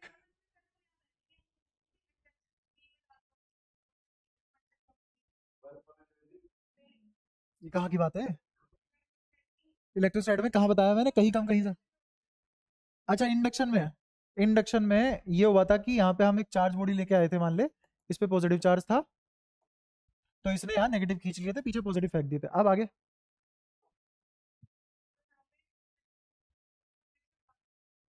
हाँ, फोर्स ऑफ अट्रैक्शन ज्यादा थी फोर्स ऑफ रिपल्शन से। हम्म, ये तो मैंने रखा था ऐसे। तुम जब दो चीजों को घोलोगे तो बहुत सारे कुछ मोल्स होंगे ना तुम्हारे पास, वो मोल्स में जैसे मान लो तुम कार्बन और ऑक्सीजन ये बोल रहे हो, तो क्या बनने वाला है, CO2 बनने वाला है, तो सबको पता है ना। अब ये जब CO2 बनेगा तो ये कितना सोल्यूबल होगा वो पता करना है। तो बहुत सारे कंपाउंड ऑक्सीजन के होंगे, बहुत सारे कंपाउंड कह रहा हूं, बहुत सारे एलिमेंट ऑक्सीजन के होंगे, बहुत सारे एलिमेंट कार्बन के होंगे। मैं कैसे पता करूं कौन कैसे टेढ़े आड़े टेढ़े एंगल पे जुड़ेंगे। तुम तो नेट डायपोल मोमेंट निकालने बैठ गए उधर, यही करते रह जाओगे ऐसे तुम। अब सुनो ध्यान से, जैसे वही एग्जांपल उठाता हूँ मैं। हाँ बता।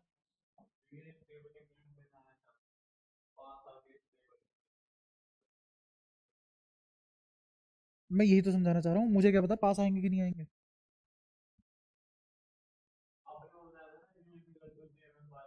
हम्म,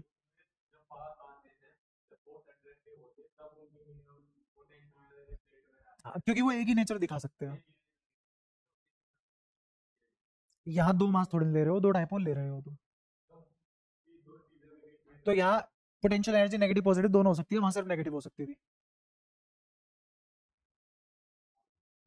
तूने उसी का ही आंसर करा है, बस लैंग्वेज बदल दी। इसलिए मेरे को आईफोन चिपका, तूने मेरे को आईफोन चिपका, दोनों का आईफोन किसी मतलब की नहीं थे, क्योंकि वो प्रोडक्ट ही किसी मतलब का नहीं था, बस डब्बा अलग अलग था। इसने ब्लैक कलर के डब्बे में पैक करके दिया, रिबन ब्लैक व्हाइट लगा दिया, तूने डब्बा व्हाइट रखा, रिबन ब्लैक लगा दिया, आंसर में कोई फर्क थोड़ी ना था। अब सुनो ध्यान से, ये कार्बन, ये ऑक्सीजन, ठीक है। अगर तुमने इसका स्ट्रक्चर देखा हो तो इसका स्ट्रक्चर ऐसे बनता है। अब मैं समझा रहा हूँ पोलर नॉन पोलर मॉलिक्यूल होता कैसा है, ठीक है। ऑक्सीजन पार्शियल नेगेटिव चार्ज लेता है, कार्बन पार्शियल पॉजिटिव चार्ज लेता है, अगेन कॉन्सेप्ट ऑफ जीओसी पता है। ऑक्सीजन और कार्बन के बीच में ऑक्सीजन ज्यादा इलेक्ट्रोनेगेटिव होता है कार्बन से, कार्बन के पास यहाँ पे डोनेट करने की कैपेबिलिटी है, ऑक्सीजन के पास कलेक्ट करने की कैपेबिलिटी है, क्योंकि इसका आउटर मोस्ट शेल में 6 है, इसके 4 है। इतनी तो बात समझ पाते होंगे ना। ये ऐसा नहीं है बिल्कुल जीडी तुलसी राम ये सब वहां से शुरू करना है मेरे को, बिल्कुल 9वीं 10वीं से, पक्का ना। हाँ, क्योंकि वो इलेक्ट्रॉन देख, एक बात बता, मान ले मैं तो बर्बाद हो ही रहा हूँ, क्योंकि मैं जैसे तूने बुड्ढा को कहते हुए सुना होगा, मेरे को भी कहते हुए सुना होगा मैं बुड्ढा ही हूँ, क्योंकि मैंने तो जी ली अपनी, तुम्हारी बची है जिंदगी तो, मेरे बारे में मत सोचो, कहते हुए सुना है ना। ऐसे ही कोई मेटल है, उसके आउटर मोस्ट शेल में 2 इलेक्ट्रॉन है, उसको स्टेबल होने के लिए 6 चाहिए, ऑक्सीजन को 2 चाहिए। तो बोलेगा भाई देख मैंने तो जी ली मेरी जिंदगी, मेरे को तो चाहिए 6, वो तो मिलने से रहे, तेरे को 2 चाहिए, ले मेरे तू ही ले ले, तेरी तो जिंदगी बने। समझ में आया? तो किसकी एबिलिटी ज्यादा होगी इलेक्ट्रॉन एक्सेप्ट करने की? ऑक्सीजन की। और वहीं पे ही इसकी कार्बन की देने की कैपेबिलिटी होगी। कार्बन की तो दोनों ही कैपेबिलिटी होती है, कार्बन बहुत हरामी आदमी है इधर, क्योंकि इसकी वैलेंसी 4 है। अब 4 वैलेंसी का जादू ये है, लेने की भी और देने की भी दोनों कैपेबिलिटी रखता है। इसको एक आ गया मेरी जिंदगी बन जाएगी, एक चला गया तो मेरी जिंदगी खराब होती चली जाएगी। अब इसे डिसाइड करना है जिंदगी खराब करनी है, जिंदगी बर्बाद करनी है कार्बन को, है ना? लेकिन मेटल और नॉन मेटल में ऐसा कुछ नहीं है, मेटल तो हमेशा देने के लिए बने और नॉन मेटल लेने के लिए बने। ठीक है, तो इस पे पार्शियल नेगेटिव, इस पे पार्शियल पॉजिटिव। इसकी डायपोल मोमेंट कैसे होगी? इधर, इसकी डायपोल मोमेंट इधर होगी तो बराबर ही। क्यों बराबर नहीं होगी? क्यों? अरे डायपोल मोमेंट कहां से कहां जाती है? वही तो बनाई है, वेक्टर क्वांटिटी है, should be added like one, कर दिया ऐड। मैग्नीट्यूड बराबर direction opposite, net dipole moment कितना आ गया? ऐसे कंपाउंड नॉन पोलर कहलाते हैं, ऐसे कंपाउंड नॉन पोलर कहलाते हैं। ये समझ में आया नॉन पोलर क्या होता है पहले तो? क्योंकि इसकी कोई नेट डायपोल मोमेंट नहीं है। तो तुम यहाँ पे इस डेफिनेशन को दोबारा से कैटर कर सकते हो। पोलर नॉन पोलर में क्या फर्क होता है कि नॉन पोलर की डायपोल मोमेंट और पोलर की डायपोल मोमेंट 0। जैसे एग्जांपल लेता हूँ, इसका पोलर का भी एग्जांपल ले लेते हैं। H2O ले लेंगे भाई, H2O ले लिया, 2 ऑक्सीजन, हाइड्रोजन, हाइड्रोजन पे क्या आने वाला है? नेगेटिव या पॉजिटिव? पॉजिटिव आएगा ना, और इस पे नेगेटिव, इस पे भी नेगेटिव। यहाँ पे 2+ होगा, क्यों? तो ऐसे ही हाइड्रोजन जो नेट डायपोल मोमेंट दिखाएगा वो ऐसे दिखाएगा, नेगेटिव से पॉजिटिव। यहाँ नेट डायपोल मोमेंट ऐसे होगी, नेगेटिव से पॉजिटिव। इन दो डायपोल को, ये वेक्टर है ना दोनों, देख अगर ये दोनों वेक्टर है तो इनको ऐसे भी तो बना सकता हूँ पैरेलल डिस्प्लेस करके। इसको यहाँ पैरेलल डिस्प्लेस कर दिया, इसको यहाँ पैरेलल डिस्प्लेस कर दिया, दिख गया ऐसे? इनके बीच में कोई एंगल है, उस एंगल के हिसाब से रिजल्टेंट तो यही आएगा ना। तो क्या मेरी net dipole movement non zero आई? क्योंकि इसकी एक डेफिनेटिव डायरेक्शन है, इन दोनों का रिजल्टेंट निकाला गया। क्लियर है? तो इस H2O मॉलिक्यूल की नेट डायपोल मूवमेंट ऊपर है। हाँ, H2O हो गया ना, ठीक है। अच्छा H2O तुम ऐसे कहना चाह रहे हो? रुको रुको रुको रुको, ये क्या बना दिया? जहां H बनाना था वहां वो बना दिया तुमने। H 2 होंगे और ऑक्सीजन 1 होगा। किसी ने टोका भी नहीं है भाई साहब, 2 ऑक्सीजन है। मैं अपना अपने दिमाग में इमेजिनेशन में लगा पड़ा हूं कि हाँ ये शाबाश, बहुत बढ़िया। प्लस प्लस और ये 2-,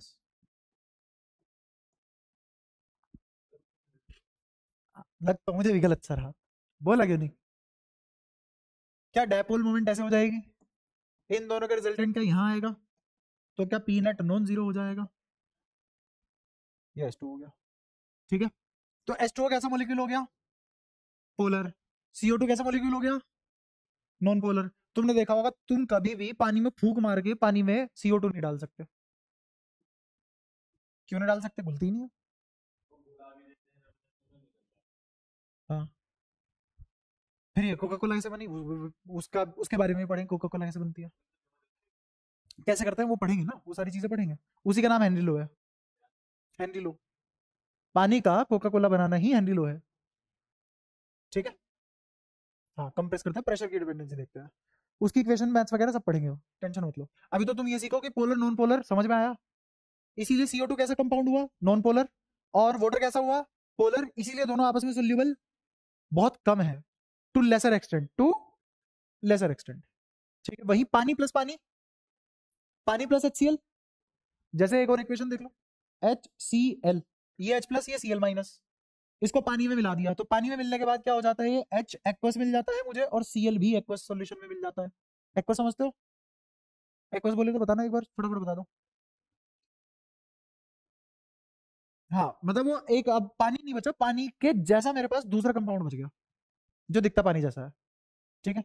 HCl गैस होती है, HCl गैस होती है, और H2O लिक्विड होता है। बट ये इतने हाईली सोल्यूबल होते हैं कि तुम्हें पता ही नहीं पड़ता। तुम तो जिंदगी में ये सोचते हुए रहते हो यार HCl तो लिक्विड है। जैसे अभी तुमसे देखो एक छोटी सी बात पूछता हूँ, बेंजीन बेंजीन गैस होती है, लिक्विड होता है, सॉलिड होती है? बेंजीन गैस है, लिक्विड है, सॉलिड है? बेंजीन जानते हो ना? कौन नहीं जानता बेंजीन को?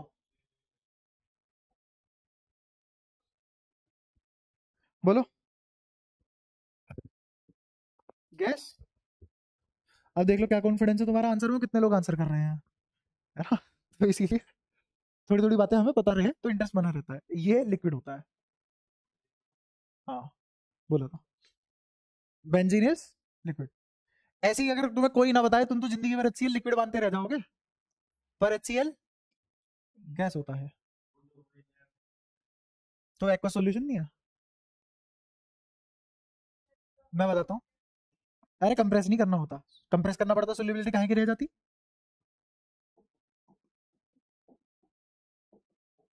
ये अपने आप घुल जाएगा इसके साथ, और इस कदर घुल जाएगा तुम्हें लगेगा HCl पानी ही था।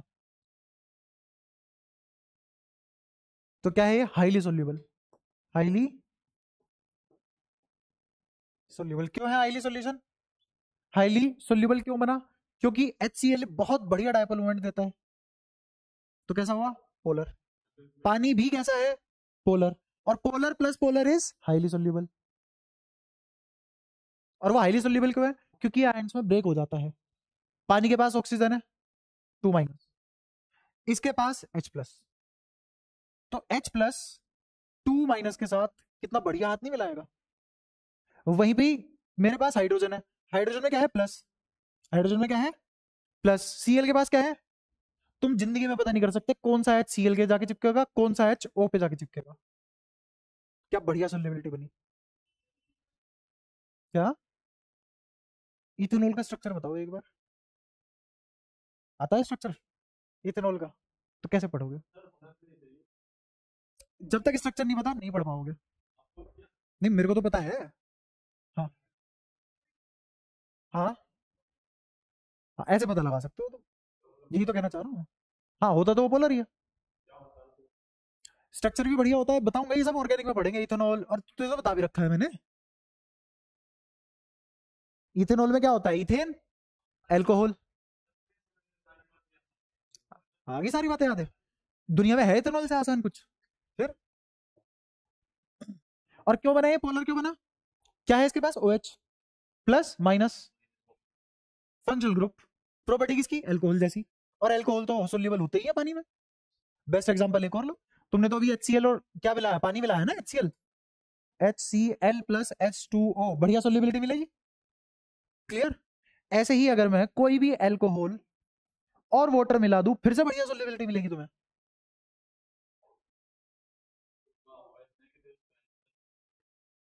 और क्या? वो भी बिल्कुल। इवन SO4 ले ले। हाँ, वो भी सोल्यूबल होंगे देख। बट फिर भी पोलर और नॉन पोलर ही हैं दोनों। जैसे बताता हूँ, देख मैंने लिया,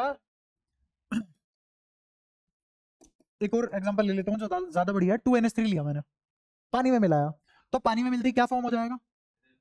हम्म, हाँ, NH4 तो आएगा ही आएगा। एक जगह तो आ जाएगा NH4 और एक जगह आ जाएगा NH2। और ये भी एक्वस है और ये भी एक्वस है। देख कितना बढ़िया मिला, क्योंकि ये भी पोलर था और पानी भी। समझ आया? क्या अब तुम बहुत अच्छे से समझ पाए कि पोलर पोलर सॉल्यूशन ज्यादा बढ़िया मिलते हैं, नॉन पोलर ज्यादा बढ़िया मिलते हैं, लेकिन पोलर और नॉन पोलर बढ़िया नहीं मिलते। तो सोल्यूबिलिटी किस पे डिपेंड करती है? कि मेरा सोल्यूट और सोलवेंट कैसे है। अगर मेरे सोल्यूट और सोलवेंट दोनों ही पोलर या दोनों ही नॉन पोलर, तो सोल्यूबिलिटी हाई। और अगर मेरा सोल्यूट पोलर हो गया और सोलवेंट नॉन पोलर हो गया, वाइस वर्सा हो गया, तो सोल्यूबिलिटी लेस। क्या ये बात तुम्हारे जहन में बैठ चुकी है? अब तो कोई दिक्कत नहीं है, भूलोगे कभी? ऐसा नहीं है कि अगली क्लास तक हमें नहीं आता। सारी बातें आसान होंगी, ठीक है। खासकर तू ध्यान रखियो, तूने ई की वैल्यू पे मना करा था, नहीं आती, याद नहीं? मैं बहुत पीट सकता था उस पर, वो भी हाथों से नहीं, घुटनों से। तो बस मारा नहीं मैंने। तब याद नहीं आ रहा था और पूरा टाइम याद था। ये कैसी बात हुई यार?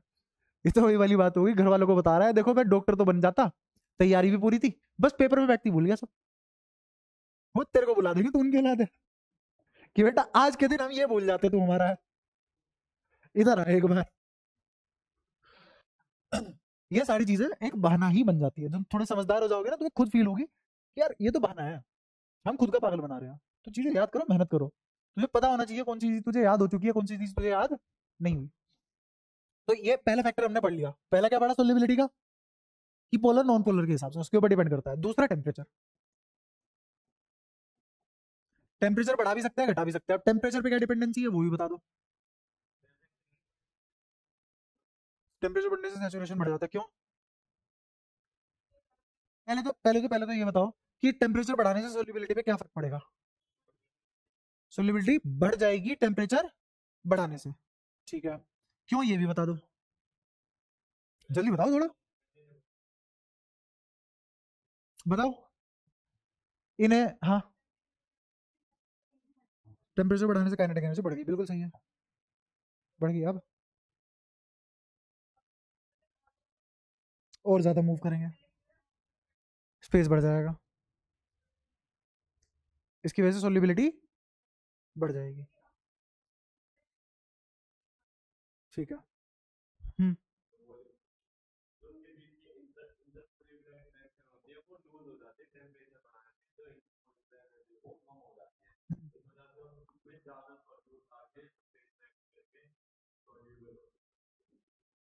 तो बता, ठीक है। तूने कहाँ पढ़ा है?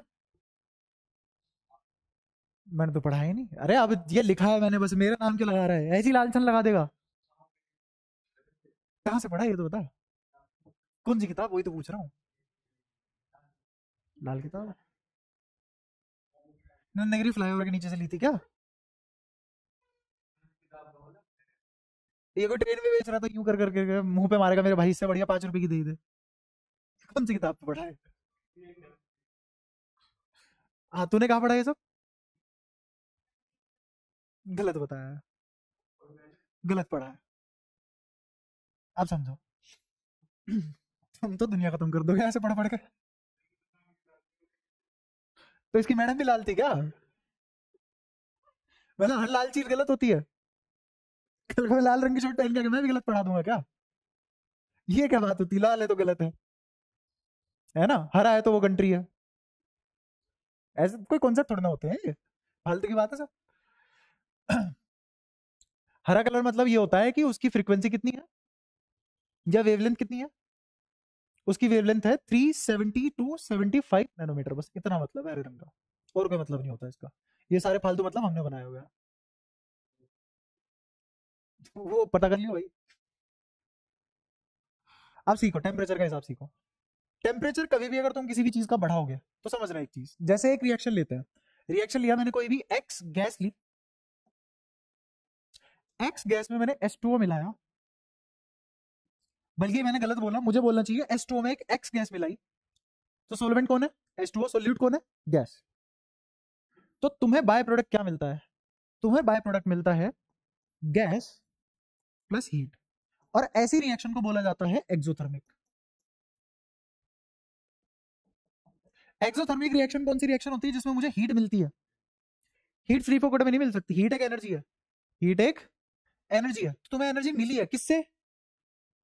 रिएक्शन से। कोई रिएक्शन तुम्हें एनर्जी लाके दे रही है, फ्री फोकट में लाके दे देगी? कहीं से तो लाई होगी ना। तो तुम्हें एनर्जी मिल रही है, उस एनर्जी को यूज कर सकते हो तुम 36 जगह, कर सकते हो ना, हीट एक एनर्जी यूज कर सकते हो उसको बढ़िया जगह। तो जब मेरे को एनर्जी मिल रही है और मैं उसको यूज कर पा रहा हूं, तो वो क्या यूज किया है मैंने? इस टेम्परेचर से जो इसकी काइनेटिक एनर्जी बढ़ी थी, तूने जो बताया, वो काइनेटिक एनर्जी मैंने यूज कर ली है, और अब गैस अलग हो चुकी है और पानी अलग हो चुका है, पानी में से गैस बाहर आ चुकी है। क्या बताऊं, बता पूरी कहानी, ठीक है। एक्स गैस H2O में थी पहले से, ये सॉल्यूशन है। सॉल्यूशन में सॉल्वेंट कौन है? और इसमें क्या है? ये कोई सी भी गैस हो सकती है, तो हमने इसका नाम रख दिया जो नहीं पता एक्स, ठीक है। इसकी सॉल्युबिलिटी बढ़िया मेंटेन थी। इंसान को एक काम सबसे बढ़िया आता है, और वो क्या है? हाँ, ये काम हमें बहुत बढ़िया आता है। ये हमें कहाँ से मिला है? विरासत में अपने ऊपर वाले पूर्वजों से मिला है ना। तो हमने इसमें लगा दिया। आग लगाने से टेम्परेचर बढ़ गया, टेम्परेचर बढ़ने से एक्सोथर्मिक रिएक्शन मिलेगी। ये एक्सोथर्मिक रिएक्शन मतलब मेरे को हीट मिलेगी, ये सॉल्यूशन हीट देगा। हीट कैसे देगा? ब्रेक होके देगा।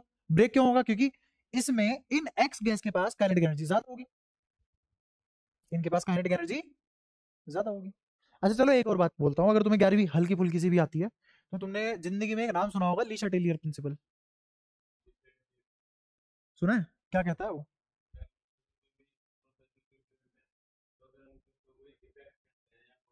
हम्म।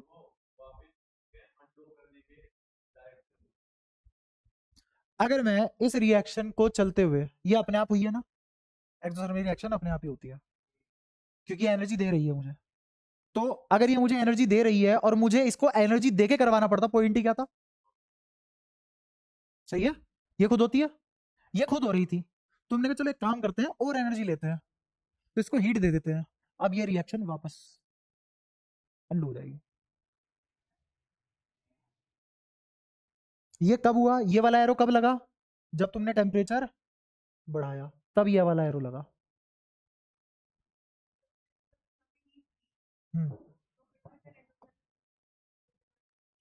ये मत सोचो अभी, एंडोथर्मिक तो अलग चीज है। एंडोथर्मिक होती है जो रिएक्शन हो ही नहीं सकती बिना हीट दिए, जो रिएक्शन बिना हीट दिए हो ही नहीं सकती। अब दोबारा सुनना मेरी इस कहानी को, अगर तुम्हें ली शाटेलियर प्रिंसिपल थोड़ा थोड़ा आता है तो मैं एनसीईआरटी से रिलेट करवा दूंगा। एनसीईआरटी में जो एक एक लाइन एग्जैक्ट लिखी हुई है उसी लहजे में तुम्हें बता दूंगा। ये स्टो है, कोई दिक्कत इसमें? इसमें एक एक्स गैस मिलानी थी हमें, एक्स गैस मिलानी थी। तुम्हारे पास रिएक्शन ये है कि एक्स गैस में अगर H2O मिल रहा है तो मुझे एक्सोथर्मिक रिएक्शन मिल रही है, मतलब हीट मिल रही है। क्या मिल रही है? हीट मिल रही है। मैंने सोचा हीट बढ़ाते हैं यहाँ, ये हीट जो मेरे को मिल रही है प्रोडक्ट के नाम पे, ये और ज्यादा मिले, लालच। तो मैंने इधर क्या करा, इसको हीट प्रोवाइड करा दी, इसका टेम्परेचर बढ़ा दिया। अगर मैंने टेम्परेचर बढ़ाया तो ये वापस आ जाएगी रिएक्शन। तो मेरे पास फिर से एक्स और H2O अलग अलग हो चुके हैं। समझ आया? क्योंकि तुमने इसका इक्विलिब्रियम डिस्टर्ब किया, हीट दी तो ये और वापस आ जाएगी रिएक्शन। समझे? पक्का? तो इसका मतलब ये है कि कम टेम्परेचर पे चीजें बढ़िया घुल रही थी और ज्यादा टेम्परेचर में चीजें कम घुल रही है। ठीक है, एनसीईआरटी के लहजे में तुम्हें नहीं समझ में आया, ली शाटेलियर प्रिंसिपल तुम्हें उतना पसंद नहीं आया। मैं अब मेरा लॉजिक देता हूं जो तुम्हें बहुत बढ़िया लगेगा, पर ये तुम सीबीएसई में नहीं लिखोगे जो लॉजिक मैं दे रहा हूँ। ठीक है, सीबीएसई में तुम यही लिख के आओगे, ली शाटेलियर प्रिंसिपल रिएक्शन बैक मार जाती है और इसीलिए लेस सोल्यूबल बन जाता है, इसीलिए लेस सोल्यूबल बन जाता है। तो सीबीएसई में बोर्ड में क्या लिखोगे, समझ आ गया? एक बार बता दो मेरे को, बोर्ड में क्या लिखोगे? जल्दी बताओ यार। On increasing temperature, solubility decreases because Le Chatelier principle reaction will trace back to its original reactants. Hence, solubility decreases. बढ़िया नंबर आएंगे। ठीक है, तुम दोनों को समझ भी आया? लिख लोगे तुम दोनों? ऐसा तो नहीं होगा वहां लिख नहीं पाए, नंबर नहीं आए? अगर वो है तो बता दो मेरे को, फिर मैं तुमसे बुलवाऊंगा।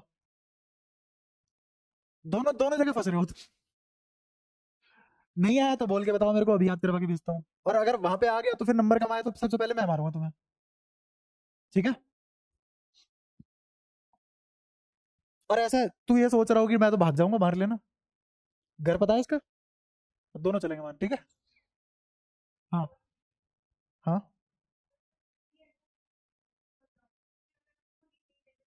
ये वाली हीट थोड़ी ना एब्जॉर्ब करेगा ये। नहीं, मैं यहाँ पे क्लियर कट, तू जो कहना चाह रही है ना, मैं बोल दूं बस एक बार जैसे तैसे। हाँ, वो हाँ मैं इसलिए नहीं बोल रहा क्योंकि यहाँ पे मेरे को नहीं पता ये कौन सी रिएक्शन है, पहली चीज। दूसरी चीज, क्या ये रिएक्शन टेम्परेचर बढ़ाने पे ही होगी या बिना टेम्परेचर बढ़ाई भी हो सकती है? ये किसको पता जब तक एक्स नहीं पता मुझे। एक्स अननोन है। एक्स एंडोथर्मिक रिएक्शन सिर्फ वो रिएक्शन होती है जिसमें बिना टेम्परेचर बढ़ाए करवा ही नहीं सकते तुम रिएक्शन। समझ रहे हो? वो मुझे एक्सटर्नली देनी पड़ती है, तो कंपल्शन होती है। यहाँ कंपल्शन नहीं है, यहाँ पे हम एक्सपेरिमेंटेशन कर करके देखते हैं अगर बढ़ा दे तो क्या होगा। और एंडोथर्मिक में क्या होता है, जब तक तुम टेम्परेचर इतना नहीं कर दोगे ना, तब तक ये रिएक्शन हो नहीं सकती खुद से। तो वो कैसी हुई? एंडोथर्मिक। ये क्लियर कट फर्क है यहाँ पे। अब मैं एक बढ़िया रीजन देता हूं। किस किस को पता है कि पीवी इक्वल्स टू एनआरटी की इक्वेशन होती है आइडियल गैस की, जिसमें ये मैंने क्लोज करके फिक्स कर दिया, ये होता ही फिक्स है। अब मेरे पास PV equals to some constant into temperature बचा है। समझ पा रहे हो? या तो पी कांस्टेंट करो वी और टी बदल जाएंगे, या फिर वी कांस्टेंट करो वी और टी पी और टी बदल जाएंगे। तीनों को एक साथ वेरी करा के कुछ नहीं पता लगता। ये तो समझ पा रहे हो ना? तो मैं क्या कर रहा हूं, मैं कह रहा हूं प्रेशर भी कांस्टेंट कर दिया, तो अब मेरे पास एक इक्वेशन आ गई v equals to k by P, जो कि एक अनदर कांस्टेंट है।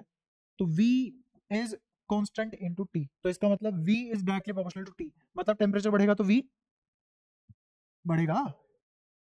तो भाई साहब टेम्परेचर बढ़ने पे वॉल्यूम बढ़ रहा है, टेम्परेचर बढ़ने पे वॉल्यूम बढ़ रहा है। वॉल्यूम बढ़ने का मतलब क्या है?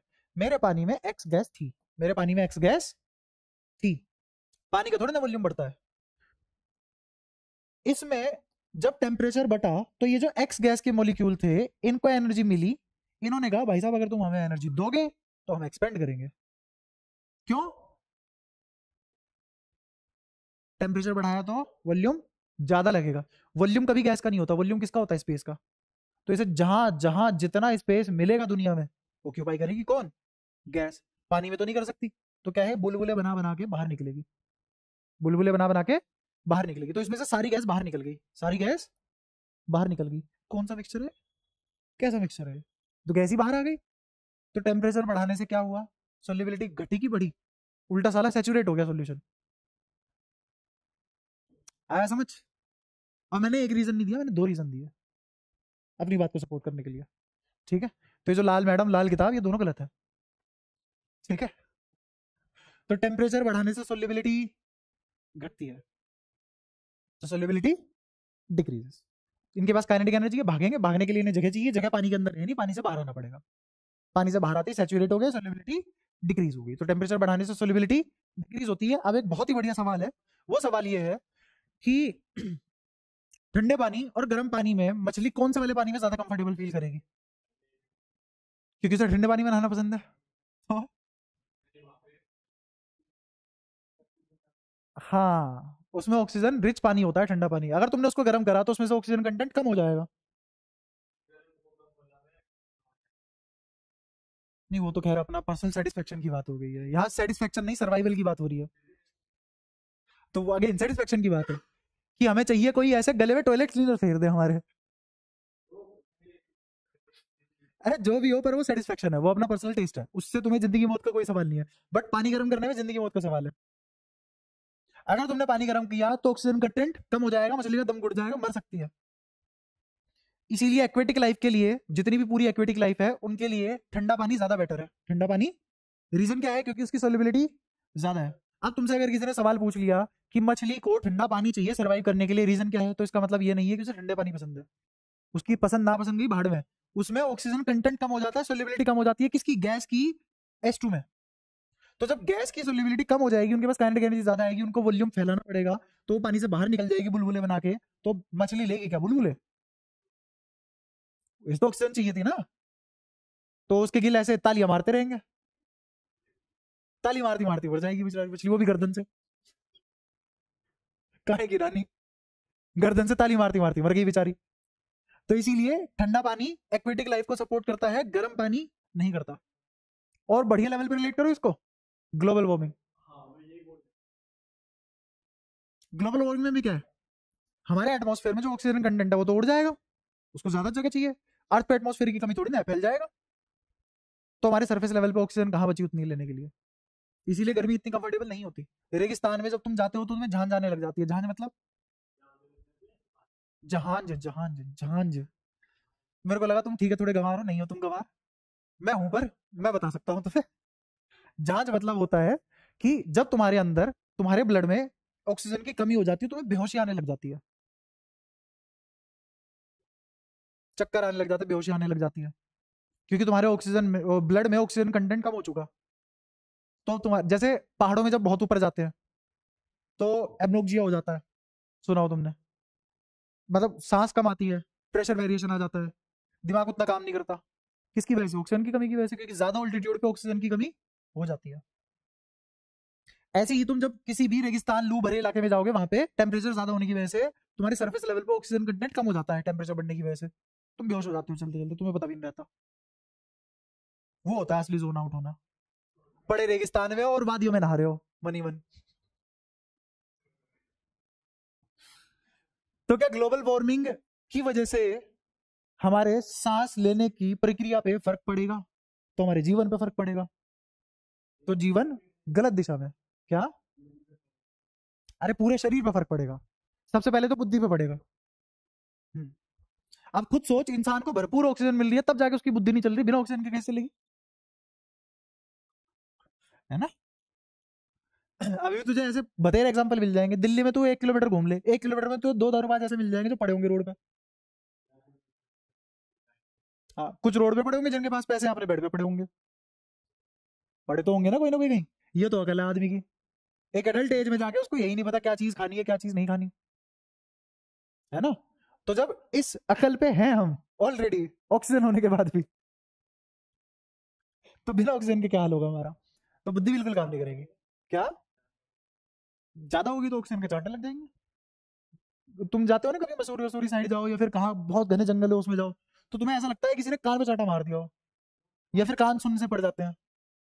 ऑक्सीजन कंटेंट ज्यादा है वहां पे।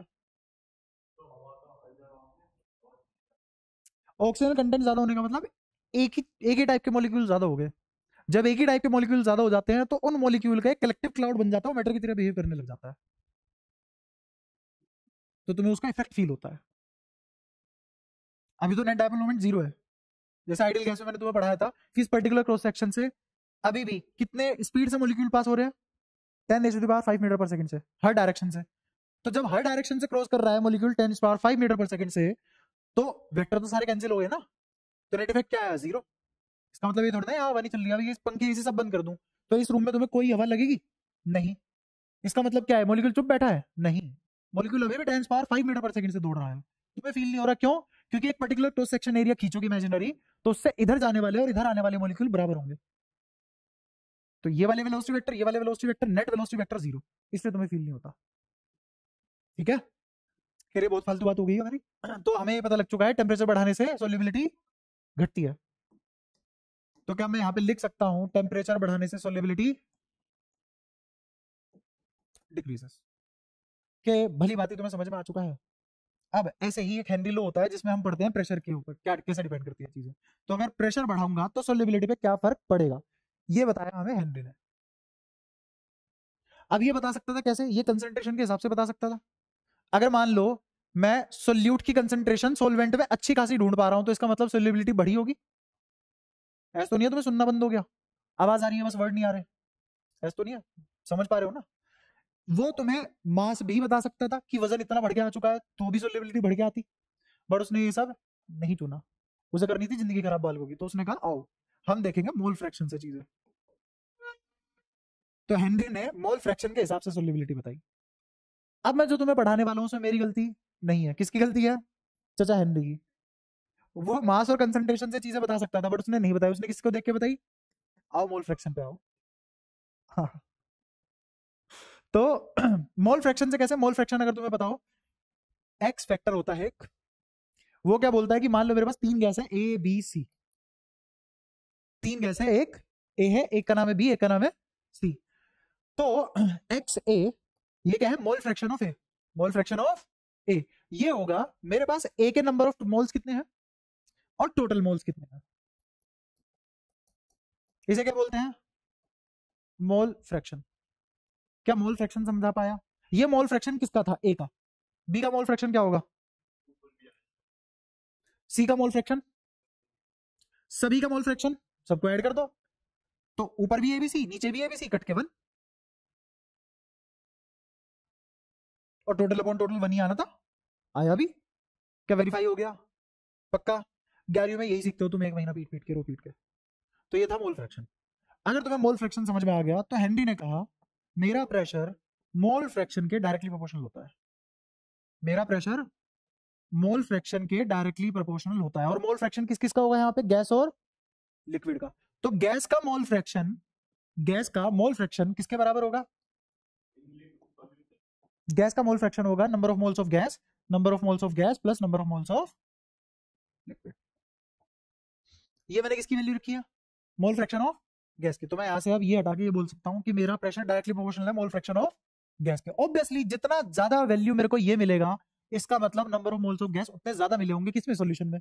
और अगर सॉल्यूशन में number of moles of gas ज्यादा थे, सॉल्युबिलिटी ज्यादा थी। क्या बहुत ही क्लियर कट आसान बचा है? ठीक है, इसको हटा के एक प्रोपोर्शनलिटी कांस्टेंट लगाते हैं जिसका नाम होता है हेनरी कांस्टेंट। इनटू में एक्स जी तो था ही, ये उसने इक्वेशन दे दी। और यहां से उसने कहा अगर प्रेशर बढ़ेगा तो सॉल्युबिलिटी बढ़ेगी। अब सुन तो जा पूछ लो बताऊंगा। प्रेशर, इसका एग्जांपल क्या है? पढ़ा चुका मैं इसका एग्जांपल। इसका एग्जांपल जितने भी सोडा कैन होती हैं सब, जैसे मान लो कोका कोला थी, तो उसमें CO2 इनसोल्यूबल है ना, क्योंकि CO2 कैसा है? Non polar. H2O कैसा है? दोनों को मिलाएंगे मिलेंगे, बट हाई प्रेशर पे मिलाएंगे तो मिल जाएंगे। तो प्रेशर बढ़ाने पे सॉल्युबिलिटी, समझ आया? इसीलिए जो मिक्सचर मिल भी नहीं सकते थे वो भी मिल गए। क्या मैं समझा पाया तुम्हें? हेनरी क्या कहना चाह रहा था? हाँ, गैस और लिक्विड, क्योंकि हाँ देख, अब ये इसीलिए मेरा ये तरीका रहता है पढ़ाने का, ताकि तुम्हें पता लगता रहे तुम जिंदगी में कर क्या रहे हो असलियत में। इसीलिए मैंने पहले ही बता दिया, हम फ्लो चार्ट के हिसाब से पढ़ रहे हैं। हाँ। हम्म, हो गया। हाँ बता।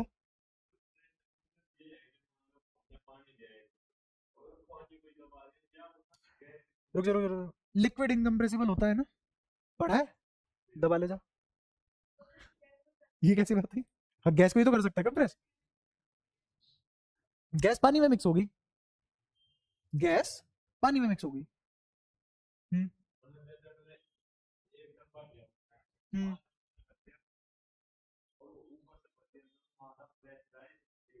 हम्म हम्म, हाँ हाँ, अब समझ आया? ये है बात, क्योंकि लिक्विड इनकम्प्रेसिबल होते हैं, लिक्विड कंप्रेस नहीं हो सकते, इसीलिए तो बर्नौली वगैरह पढ़ी थी हमने। और इसीलिए तो वो हाइड्रोलिक ब्रेक्स बनाए थे, याद है? हाइड्रोलिक लिफ्ट बनाई थी, याद है?